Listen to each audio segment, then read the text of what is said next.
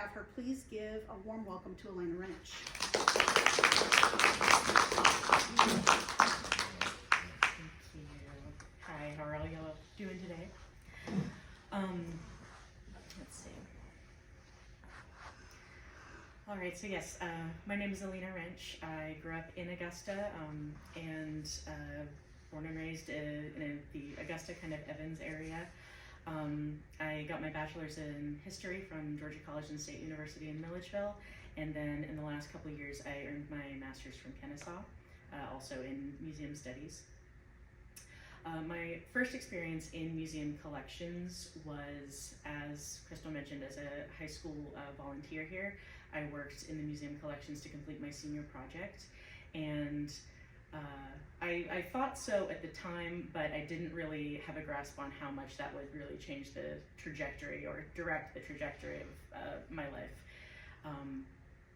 But one of the reasons that I really fell in love with collections as a field of study was for their focus on both tedious minutiae of detail, which I really like, and also for the individual histories that these objects tell.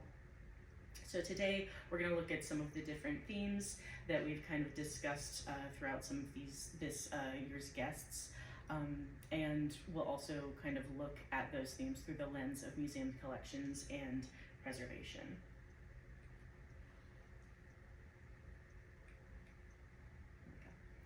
So every object has a story to tell. Here we call that the provenance, and that can mean both the place of origin or earliest known history of something, but it can also refer to the record of that ownership. When dealing with a collection object, there are several things that we always consider. The place of origin, any previous owners, but also the context in which those owners would have experienced the world. So the historical context of where the object was created and how it existed with those people who would have owned it over the years. There's an old adage that history is written by the victors, and I think in some interpretations that does hold true, but for those working in collections, history will always be written by people who write things down. We do take a broad interpretation of that though. History lives in the pieces of ourselves that we record onto bits of paper or in photographs, through voice, audio, and video, as well as the stories that become attached to our possessions. But practically, how are we preserving these kind of intangible pieces of history through those stories? And really here we use research and documentation. There are different things that we refer to as agents of deterioration when we are performing collections care, and those can be things like fire, water, insect infestation, things that we're looking to preserve the physical state of the object. But one of the most important things to consider is that we consider an object being dissociated from its provenance to also be an agent of deterioration. So we're always wanting to make sure that the story of an object itself is preserved right along with its physical state. So how do we perform this research and documentation? How are we preserving the stories of these objects? For us, really one of the main ways that we do this is by recording data about the object in our collections management system. So we use a computer program called PastPerfect, and this allows us to, I kind of like to think of it as a Facebook page for an object. Each object is going to have its own little profile page, and in all of these different data fields, we write down things about like when the object was produced, a basic description about it. If it's a book, any author, publisher information, things about what it's made out of, the actual provenance of its ownership, things like that. And all of that information is what we call metadata. So we're collecting that metadata for each object in these object profiles in our computer system. I've kind of pulled as an example, one of our speakers this year was Dr. Leslie Pollard, and he wrote a book called Segregating Doctoring, and it's a really excellent look into the Augusta medical field throughout its history, but also the way in which the medical field was very much segregated throughout history. One of the things that, as someone working in collections, I really appreciated about his book, though, is that at the end, he lists all of the Black doctors throughout his book that he's mentioned and provides a brief biography of them. So through that, we were able to not only collect all of those names, but our system allows us to create a profile for each of those names featured in his book, and we're able to record the biographical information about those people. And what our system allows us to do now is that if we get an object in the future, or we find an object already in our collections that has something to do with any of the names on that list, we're able to then link that person to that object as well. So, for example, we can go in, click on one of these names, and any object in our collection that has to do with that person, we can pull up and research that way as well. And this is true for really any book or object in our collection. Another thing that we use, especially in our large collections, things like large amounts of photographic negatives that we have, we will use what's called a finding aid, and this really helps in the early documentation stages of the research that we do. It allows us to, before things have been fully digitized and processed, kind of tell us what information is stored within that collection. So, for example, it's a little bit hard to see, but this is one of the lists for just one of the boxes of the Fitz-Symms photography collection, and it details the different businesses that are listed in this particular box, what we have photographs of from what year, and then eventually their actual identification numbers. So now onto the fun part. We're going to look at some objects. We look at different types of objects when we're kind of looking for this evidence of impact in history. And I tried to select some from our collection that had to do with the different types of media that our guest speakers spoke about this year. So when we think of newspapers as a historical document, they not only present us with information about what was going on at a local level, but also what people were saying about what was going on. It also gives us insight into how people were feeling and trying to portray Augusta as a city. So, for example, we have this Augusta Chronicle copy from 1894, and it is a feature on Augusta as a manufacturing center. So we have all of these illustrations of various factories, mills, ironworks, etc. around town. So not only is it photographing through this, or depicting through this artwork, what was present in Augusta at the time, but it also shows that Augusta was attempting to portray itself and kind of show off this kind of up-and-coming industry that it was building at the time. Newspapers also show us the local reaction to major world and national events.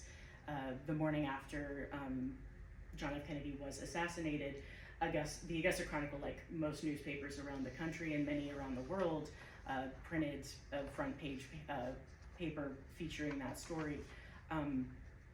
But while we get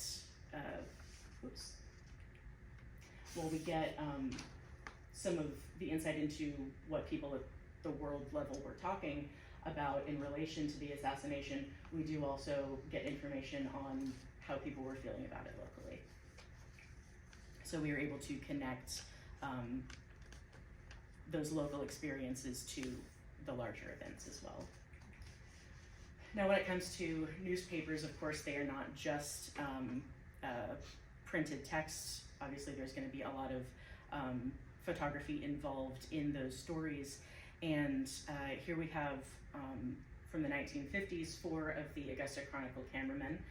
From left to right, we have Robert Sims, Hugh Penny, Morgan Fitz, and Vernon Gould. Now, Robert Sims and Morgan Fitz, of course, are from Fitz-Symms Photography, and the museum is lucky enough to have several tens of thousands of their original photographic negatives that prove as a really wonderful source of photographic history throughout, mostly through the 1950s through very early 1980s, and we're able to really preserve large parts of Augusta's history, especially when it comes to things like business history, different local happenings from the time that they were working with the Augusta Chronicle. And so while these men were taking part in creating historical records in their time through photography, they are also, now their work is being preserved as a historical record in the museum's collection. Photographs can also preserve instances like this, a filming of Castleberry's food company commercial. So it's a little bit dark, but you can see there's a cameraman here, and he is positioned on top of what looked like 6 pallets in a stack that I feel probably wouldn't adhere to OSHA standards.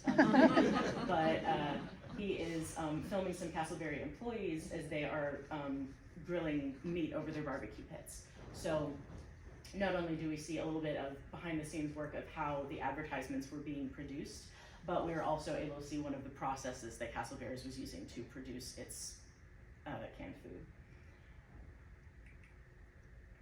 All right. One of our guest speakers, Ellen Pruitt, this year discussed how architecture can be a form of historical document, a historical record as well. And she spoke on how specifically Enterprise Mill was constructed in a way to portray the modernity of manufacturing and technology in Augusta. Now these photos are from several decades after that construction, but they were still very much active at the time. And you can see the way in which one of the things that she mentioned were the very wide multiple windows that would have provided the primary light and ventilation for the production rooms. We also have an interior view of one of these weaving rooms, and I'm not sure that we can see the windows super well because of how far down they would be from where this picture is taken, but you can see just the expanse of this room, that it had to be constructed in a way to accommodate that machinery. So as Ellen Pruitt kind of discussed, there are many ways in which architecture reflects the purpose that a building was made for and what it ended up being used for throughout its life. And then moving out into the like mill houses in the Harrisburg neighborhood, this collection of photographs and notes from about from the 1920s is particularly interesting. Not only can you see some of the architecture of the houses that were being lived in at the time, but there are also some property valuations, which I found quite interesting because down at the bottom here, it does say that the rent per house in the Harrisburg area at the time was about $20.80 rent per month. I did look it up. $20 in 1920 would be around $330 today. I don't know if anyone's checked up on the rent in the Harrisburg area recently, but it is quite a bit higher than that.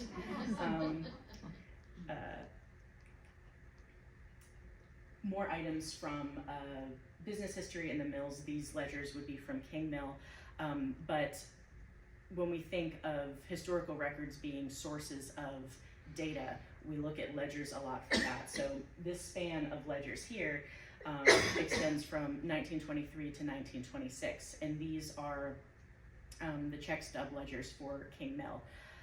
Now, things that we can tell from just a bunch of check stubs are not only who was working at the mill at the time, you can sometimes tell what department they were working in, other expenses that the mill was making, but also how much they were spending on things and how much people were making at the time. So when we're looking at that span of a little over 40 years, you can see that change over time, and that's why records like this, especially when they cover a range of years, can be really important. Another source of data that can be very useful, especially when looking at individual households or in the cases of historical house museums, are household inventories. So this particular household inventory, this is just one page from it, but it was from the home of Evelyn McDaniel Kennedy and Frederick Kennedy of Augusta. This is from about 1934, and in this inventory, it goes room by room in their house. It lists out everything in their house from furniture to silverware, and it also gives a value to those things. So not only do we know exactly what was in their home and where it was located, but also can get some insight into, how they were living their lives, what their individual tastes were, like what sorts of art did they have in their home, what types of silverware, how expensive was their dining room furniture, things like that really give you information about someone's individual household. Inventories like this can be extremely useful in doing historical research. And several times this year we have also spoken about how family Bibles can be really useful historical records, especially in ones where they are recording things like births and deaths and marriages, baptisms, things like that. And I did find one that had a little bit of a different sort of record in it, but rather than exact dates of family history, this one has written the succession of ownership of this particular Bible. So it was originally given from John Rogers to Mary Rogers in 1849 as a gift. As you can see on the cover, it says presented to my wife April 16th, 1849. But the writing in the back then says from Mary Rogers to Annie P. Rogers, from Annie P. Rogers to Mrs. George Heckle, from Mrs. George Heckle to Orlin K. Fletcher, and then finally we have Mary Marcelia Fletcher. It has her address and is written September 1927. So from 1849 to 1927, we have the names of the people who would have owned and potentially used this particular Bible. We also have different commemorative documents that can give us a lot of information about people's lives, kind of what was happening locally and to a larger historical context. So this particular marriage certificate is from October 8th, 1873. It's a little bit worn around the edges, but it's a really beautiful print with a lot of greens and reds. And it is from the marriage of George T. Wallace and Miss Hester Washington. They were married at Springfield Baptist Church by Reverend Henry Watts, and he presided over the church during both the Civil War and the Reconstruction era.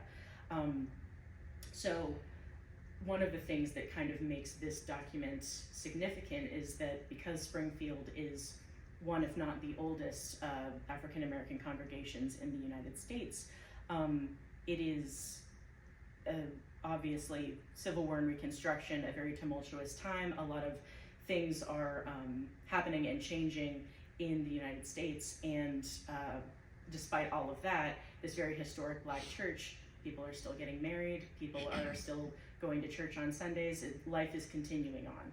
And so it's one of the interesting things that we can kind of see from just something as simple as a marriage license, or a marriage certificate.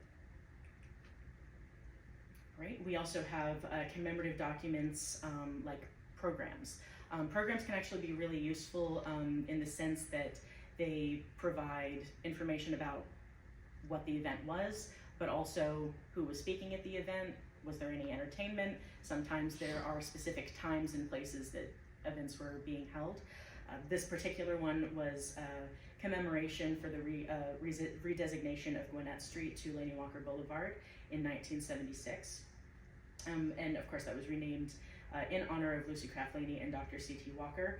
But this particular dedication was held at Tabernacle Baptist Church in Augusta. So there's that church that had so much significance in both the civil rights movement, but also the Black community in Augusta. It would be only fitting that the rededication ceremony would be held there. So there's a lot of context that can exist behind something as simple as a program.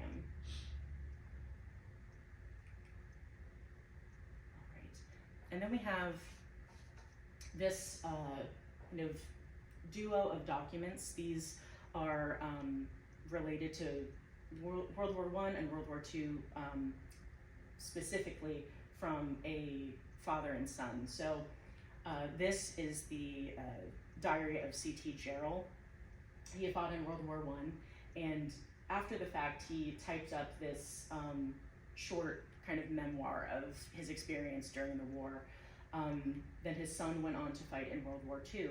And this particular service record, while it isn't an official service record, it's not the one that you would receive like along with your papers from the Army. This is one that would have been created by someone, either himself or a family member or someone that he was close to commemorate his experiences. Inside there are places for pictures of the soldier. There are spaces to write down his thoughts about different experiences that he had. And in his father's diary, I thought that the dedication that he writes at the beginning is particularly relevant to some of our themes this year. He writes, this book is dedicated to Company 8, 1st Air Service Mechanics Regiment, existing no longer as a military organization, but alive forever in our hearts and memories. So there was a lot of intent in C.T. Gerald's writing of the memoir diary to preserve not only his own memories, but the memories of his regiment. And then, of course, kind of continuing on with veteran stories, we have several different examples of how oral histories can be preserved.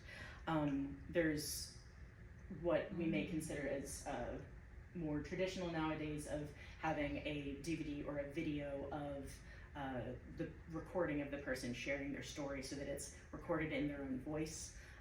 But we do also have a really lovely book that looks at the stories told in their own words from veterans of World War II in the Augusta and Aiken areas. So despite the format being different, they are still sharing stories in their own words, and those memories are being preserved.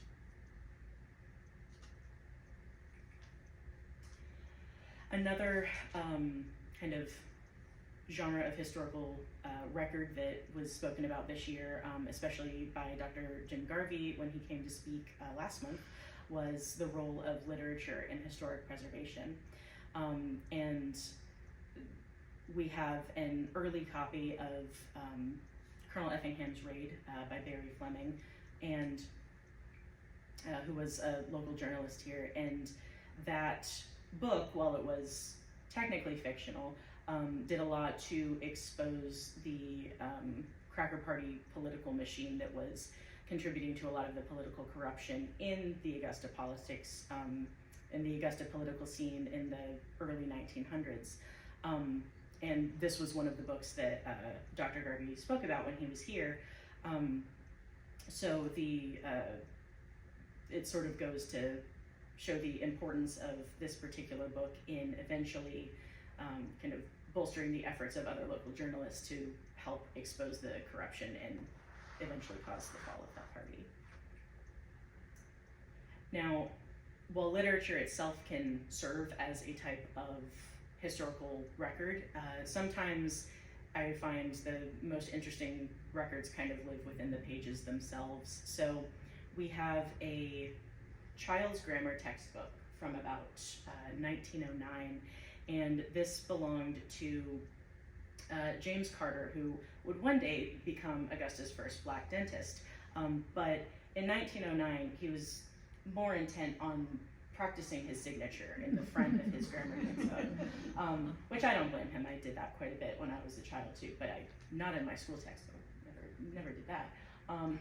And he also writes his address up at the top. Another thing that I don't have the time to go all the way through, but on page 3, on the title page of this particular book, he wrote, "Go to page 3 to see your sweetheart." Now, when you flip to page 3, it's written, sorry, I meant page 50. And when you go to page 50, it says, sorry, I meant page 25. And you go through like that maybe, I don't know, 10 to 20 times throughout the book. Well, there is no picture of anyone's sweetheart in the book, but it was definitely, it's showing such a preservation of the personality of a child who is just living his life, going to school, writing things that he probably shouldn't in his school textbooks, and growing up in Augusta, and then knowing that his overall contributions to like medical care and dentistry within Augusta when he grew up kind of makes that much more interesting.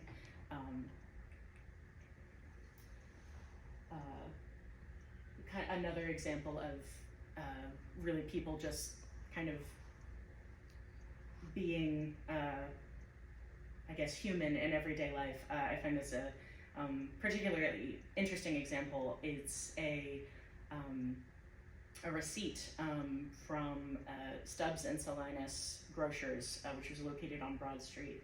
This is from 1877. And let's see, a woman named Mrs. S. Walker purchased groceries from Stubbs and Salinas. She bought a few different things, including tobacco and coffee, kind of basic necessities of the day. But she did also, on the back, which I find almost more interesting than what she bought, she was seeming to kind of be, I think she was trying to reconfigure how she was doing her signature. You can see her practicing different styles of W for Walker, and she was doodling little stars and making little flourishes with her pen. So even though this is something that nowadays, if you even get a receipt, you throw it away. It wasn't horribly different then, and apart from the record keeping aspect of your expenses, but people were still doodling on little bits of scrap paper that they had lying around, making sure their pens were working, things like that. And I think it's a good example of how, in some ways, the people of the past seem so very different than we are, but in many little ways, we have been doing the same exact things as them for a very long time. Mm-hmm. Let's see. Letters, of course, are very valuable historical documents because they really show what people were speaking to each other about and the things that on an individual level they saw as important. So this particular letter was from February of 1841. A woman in the Sand Hills neighborhood writes to her son in Dahlonega, Georgia, and she refers to a planned slave rebellion that had been uncovered in Augusta. The plan was apparently to capture the Augusta arsenal and set fire to parts of the city, but the group's leaders ended up being arrested before that came to pass. This letter mentions this event, but this event is pretty rarely mentioned in the historical record. So certain things that perhaps are not as remembered as strongly in our historical narratives are still preserved by the people who were experiencing them in the time. We also have two letters that were sent from a Captain Robert Durham during World War I to Mr. Jewett Davenport in Augusta. Davenport was actually one of the early directors of this museum, but in his letters sent towards the end of the war in 1917 and 1919 respectively, even between those two letters, there's a pretty drastic tone shift. The first one starts out asking, how the hell are you? And he's kind of jovial. He's asking for updates about his friend Davenport's family. He's talking about how the war is bad, it's difficult, it's worse than he thought it would be, but he's also talking about how he does enjoy being in France, how he doesn't understand the language very well, but that he's really enjoying having wine and beer with just about every meal. And then in 1919, the letter starts, as opposed to how the hell are you, he says, where the hell are you? And he's asking why Davenport hasn't answered his any of his letters back, like in the past several months. He also speaks about how at this point he not only has he been promoted from first lieutenant to captain, but he has also witnessed trench warfare, and he speaks on the casualties that his regiment has suffered, and he also speaks about being exposed to toxic gas. And so the things that he's talking about, as well as the mood that he is kind of portraying in this letter, there's a very tangible shift that kind of occurs. And so letters are important not just for singular instances that they are mentioning, but also strings of correspondence where you can see that change over time between people. All right, and then kind of the last segment of types of historical document that I'll talk about are things like scrapbooks and diaries.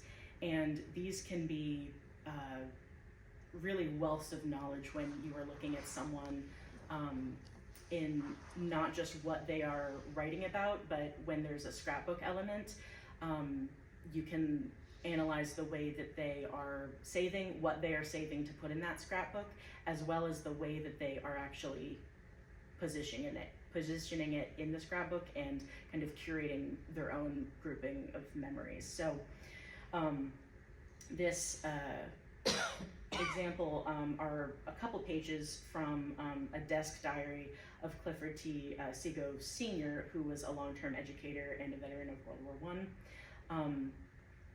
Within the pages are pasted things like notes, different cards, newspaper clippings having to do with the family, letters. This particular letter is one inviting Mr. Seago to the dedication of a junior high school named after him, and this was sent to him by some of the students at that school. There's also on this page a little card that was written by a child. This is an envelope that's glued in there. You can lift up the envelope and there's a little card that comes out that was written by the child, as well as some membership cards to Boy Scouts of America and things like that. It's an interesting book because the desk diary had printed pages that were intended to be filled out by the person writing it, but he kind of took his own style with it and started pasting things on top of the pages. Let's see. And then we have another sort of a diary, but more of a scrapbook style diary from 1935. Marguerite Mustin was a student at the Junior College of Augusta, and we have two of her scrapbook diaries. This is the one from 1935. Inside she pastes things like stickers, different notes, and she lists a lot of things. The different teachers that she had, the different classes, her friends, and perhaps most interestingly, all of the boys that she dated. One of the things that had me quite literally laughing out loud in the collections the other day was not only did she list the gentlemen that she dated, but she did have a ranking system. And she would go through, listing things like where they were from, their financial status, what sort of car they drove, if she thought they were funny, but perhaps most scathingly of a Mr. Frederick Lockhart Harrison, she wrote that he was one of the most complacent, annoying idiots I've ever known, but possessed of a kind heart. Even had Mr. Clausen's son, if I remember correctly. So, how do we preserve our own histories? Each of our lives has an individual impact upon the historical record. And there are many ways in which we can choose to engage with that. We can connect with our individual and family histories. We can connect with the past on a personal level through those or through the other like historical objects that we may have in our own lives. We can also care for existing documentation and preserve that evidence of impact as it exists in our own lives. Ultimately, the lives that we are each living can go towards creating primary sources for the future. And so that can be done at the same time that we are preserving the ones from our past. as really a final point to that, we may not all make headlines, but each of us is still making history. Thank you. In your data, in your system that where you catalog, do you also have a picture of the item? Is that part of the data? Yeah, so that is part of the data. It depends on what the item is and kind of realistically how much we can do as we're processing. So things that are like a full archive, if it's, say it's an archive with like 100 different documents in it, we may not digitize each one of them right then, but we do always try to photograph our objects and digitize what we can to kind of create that like visual record. It aids in helping us find things, but it also is good to document the condition of things when they come to us, so that if things change over time, if there's increased deterioration for whatever reason, we're able to actually like pinpoint that based on the original photos. Okay. Do you all collect your own history? Do you have anybody in your family that are collecting your history? Yeah. You are? Sort of the guru in charge of family. Right, sort of. I'm fortunate, I have somebody else that's doing it. I have a couple Mormons in my family, and by Mormon law, you have to do some genealogy. And so I've been very fortunate, I haven't had to do it. But you need that person who enjoys details. Well, I've been doing that for my family Terrific. for a long time, and I can't find anybody to take over.